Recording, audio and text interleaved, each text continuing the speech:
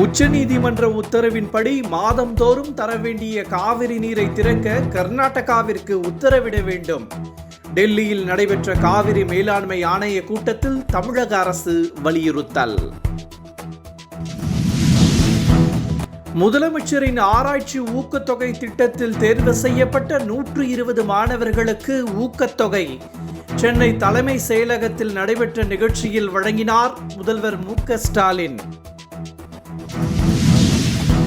தமிழ்நாட்டில் 400 கோடி ரூபாய் முதலீடு செய்கிறது டாபர் நிறுவனம். தென்னிந்தியாவில் முதல் முறையாக டாபர் நிறுவனம் தமிழகத்தில் தொழிற்சாலை அமைக்கிறது. திண்டிவனம் சிப்காட் உணவு தொழில் பூங்காவில் அமைக்க உள்ளதாக தகவல். கலைஞர் கருணாநிதியின் நூல்கள் அனைத்தும் நூலுரிமை தொகை ஏதுமின்றி நாட்டுடைமையாக்கப்பட்டன. முதலமைச்சர் மு.க. ஸ்டாலின் அறிவிப்பு. இலங்கைக்கு சுற்றுலா செல்ல இந்தியா, இங்கிலாந்து, அமெரிக்கா உள்ளிட்ட 35 நாட்டினருக்கு விசா தேவையில்லை. விசா இல்லாமல் 6 மாதங்களுக்கு இலங்கை செல்ல அனுமதித்து அந்நாட்டு அரசு தகவல். பதவியை விட சினிமாதான் முக்கியம். செப்டம்பர் 6ஆம் தேதி தொடங்க உள்ள படப்பிடிப்பில் பங்கேற்பது உறுதி. அமைச்சர் பதவியில் இருந்து நீக்கினாலும் கோபித்துக் கொள்ள மாட்டேன்.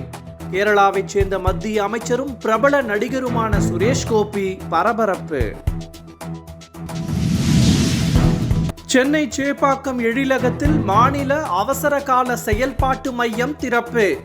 5 கோடியே 12 லட்சம் ரூபாய் மதிப்பில் 10,000 சதுர அடி பரப்பளவில் கட்டப்பட்ட மையத்தை திறந்து வைத்தார் முதல்வர் மு.க. ஸ்டாலின். சென்னையில் 22 கேரட் ஆபரண தங்கத்தின் விலை சவரனுக்கு 240 குறைந்து 53,440 விற்பனை. வெள்ளை விலை 2வது நாளாக மாற்றமின்றி கிராம் 92 ரூபாய்க்கு விற்பனை.